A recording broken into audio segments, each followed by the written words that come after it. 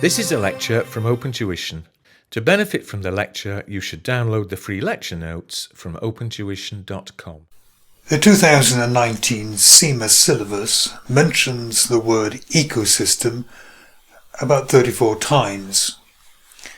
So obviously someone at CIMA is extremely excited about this word or this concept. To some extent, I think there's less to it than meets the eye. Let's go back and see where the word ecosystem came from, what it meant originally, and then how it has been adapted to describe businesses. Ecosystems was originally a biological term.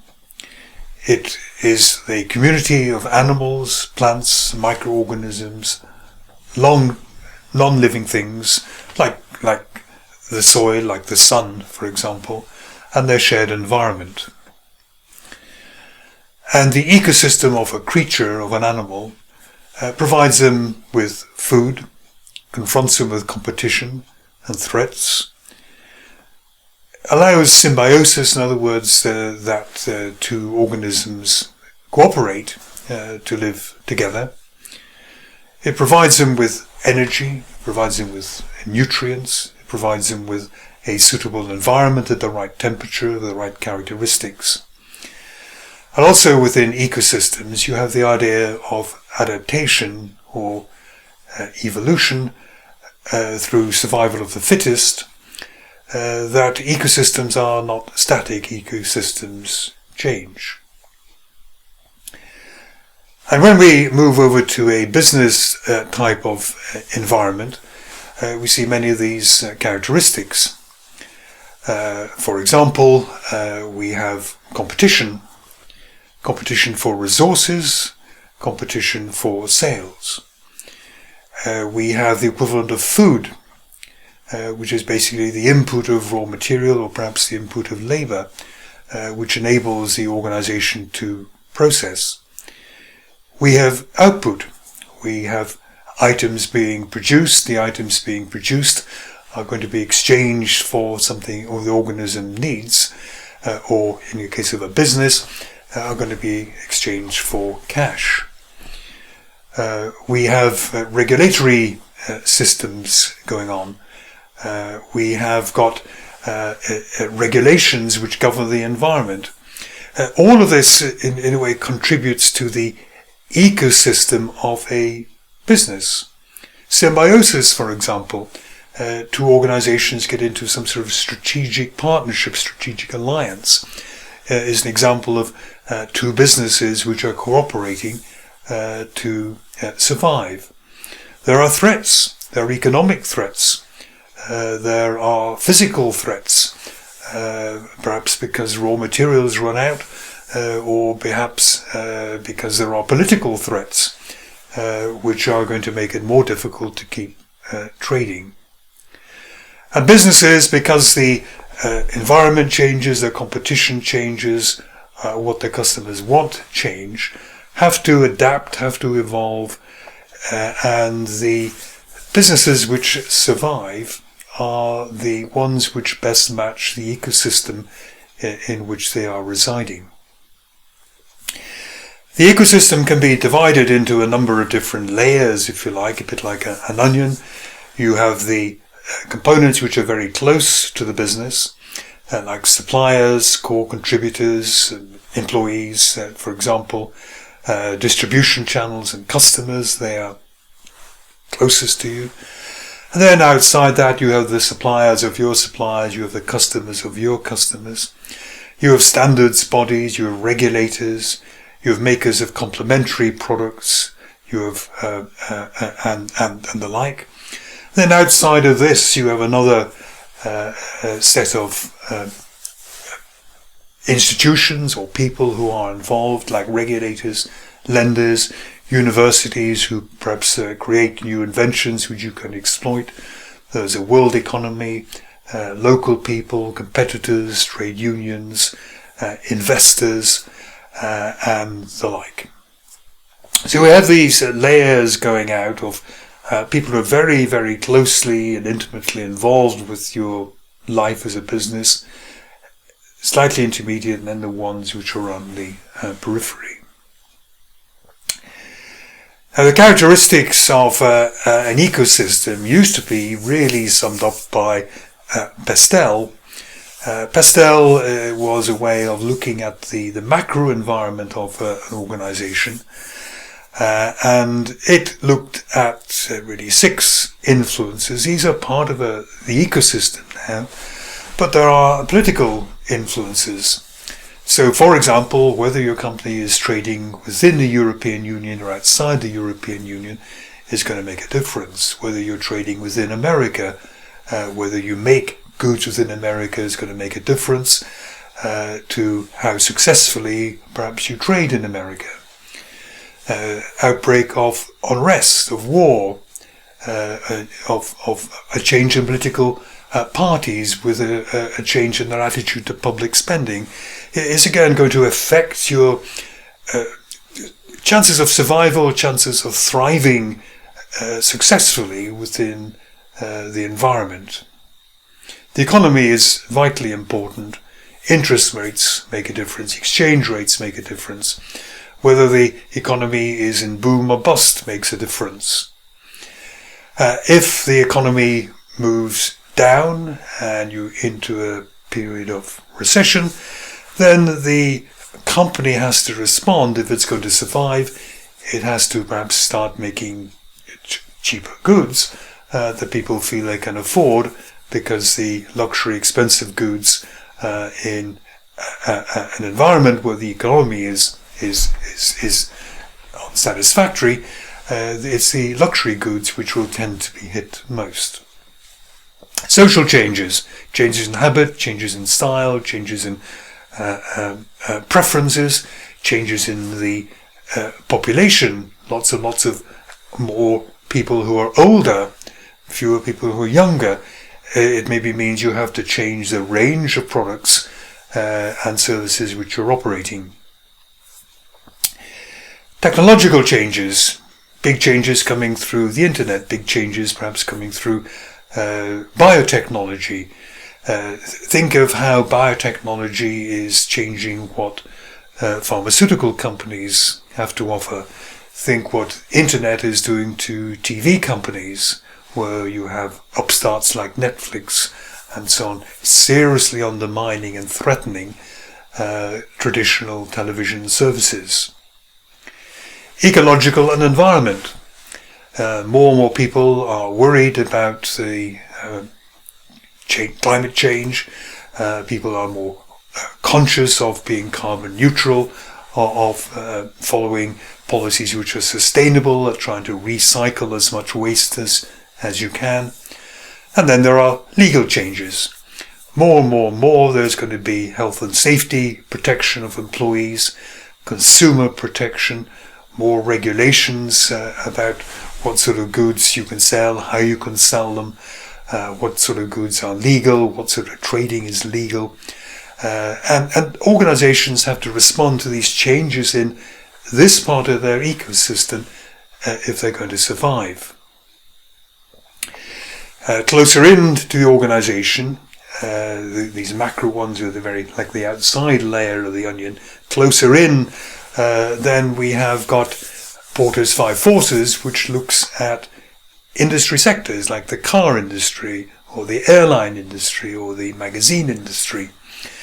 And here, organizations are going to be influenced by their rivals or competitors.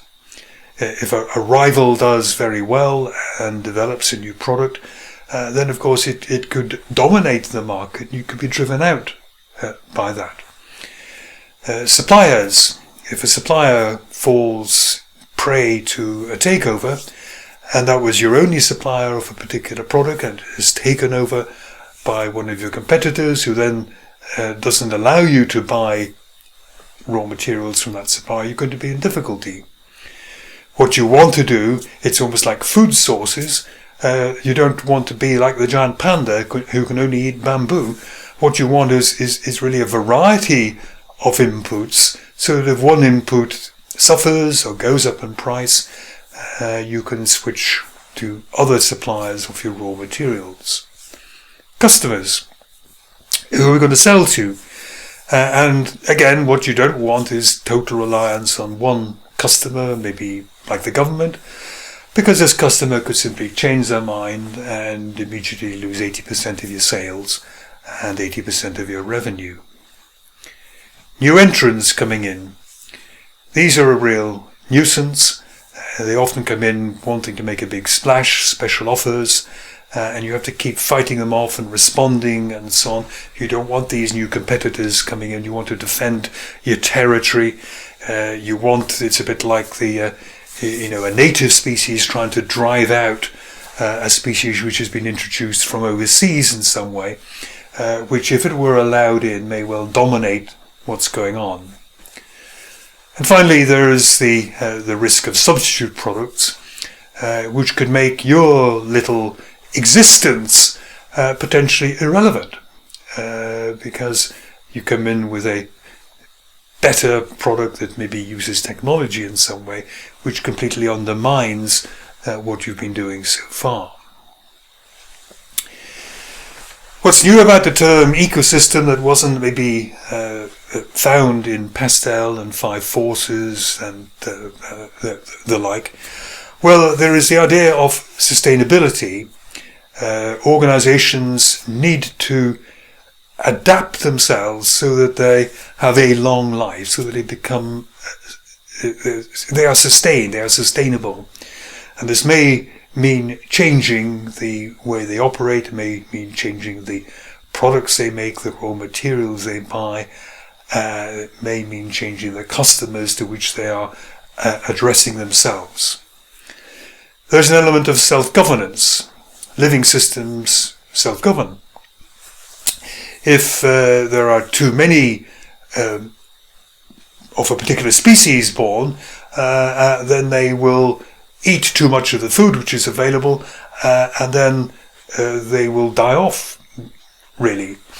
And if they die off, then of course that means next year there's lots of food and it will come back. So there's a kind of damping mechanism, self-regulation mechanism there. If there's a harsh winter and lots of animals die over the harsh winter, then the survivors are going to have less competition for food, and this allows them to build up the population again. And the idea of an ecosystem in business is a bit like that as well. If there are too many companies in the market and the competition is too fierce, then the weaker ones will fall by the wayside. And this will then give opportunities to the survivors to have a more sustainable existence. And as we've been saying, nothing stands still. Evolution and adaptation are absolutely essential if you're going to stay in tune with the ecosystem and you're going to survive. A business model. A business model is mentioned in the syllabus, and it talks about defining value. We're thinking of a business as a way of, I suppose, ultimately creating profits. That's what most businesses are ultimately for. So we have to define value. We have to say, what is it we are offering to the marketplace that the marketplace wants that's going to enable us to earn money and make profit. That's really what we're saying by defining value, or the value proposition. We have to create that value. For example, we have to set up a factory which allows us to produce those goods. We have to deliver the value to the customers, and we have to capture the value. We have to, for example, in a very simple situation, we have to make sure that we get the money collected in exchange for delivering value. We can look at this in terms of this diagram. We can say on one side there is an activity perspective. This is essentially what we're doing, what we are producing. So we have key partners, people who supply important raw materials, for example, maybe important subcontractors who are going to do some work for us. There are key activities and processes which are carried out. We make use of key resources. So you can think really in this side here that what we have, what we have in that side, let me get back to that, and let me find my pen.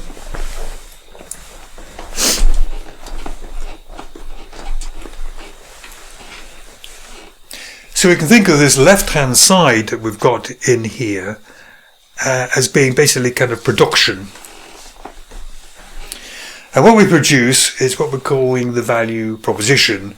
It could be a car, it could be a TV, it could be a film for showing in a cinema, it could be a restaurant meal, whatever it is.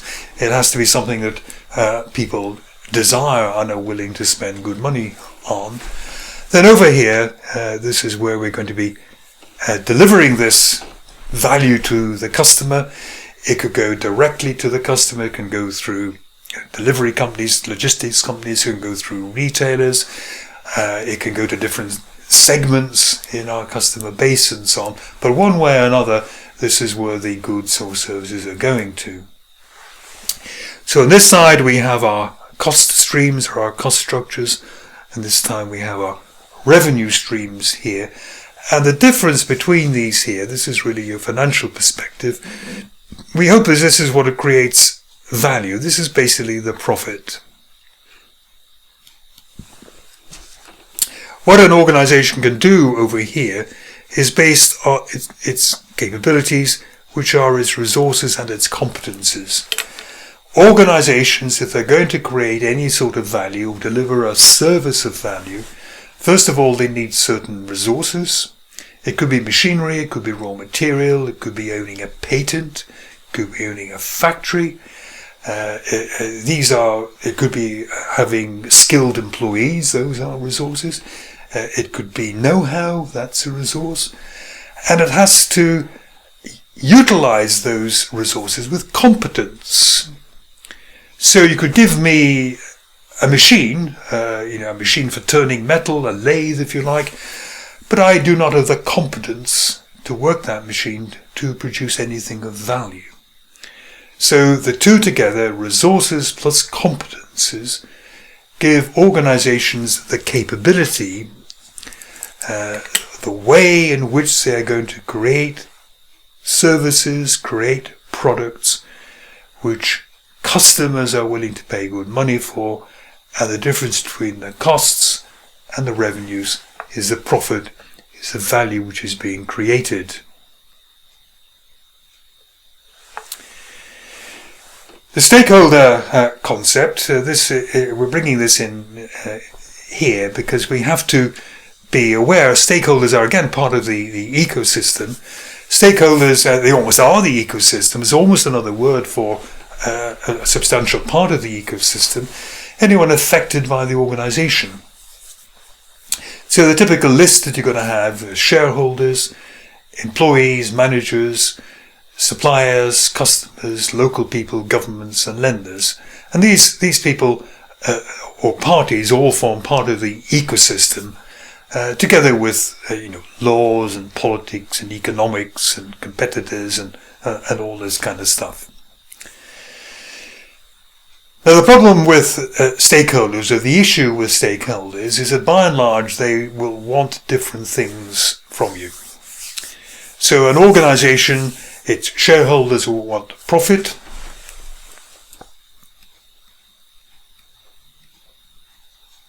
So it would be pressure from these ecosystem members, these stakeholders, for profit. But the employees, they want, of course, salaries, wages.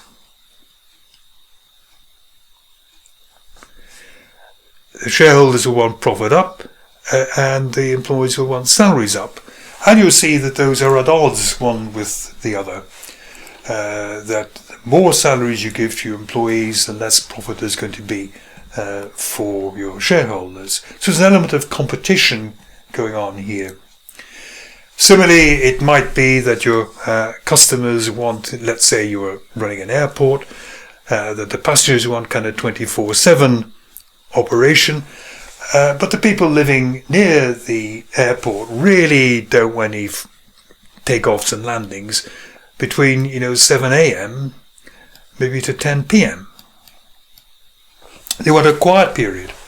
And again, there's a kind of conflict which is going on there between what these two elements of the stakeholders or the ecosystem want.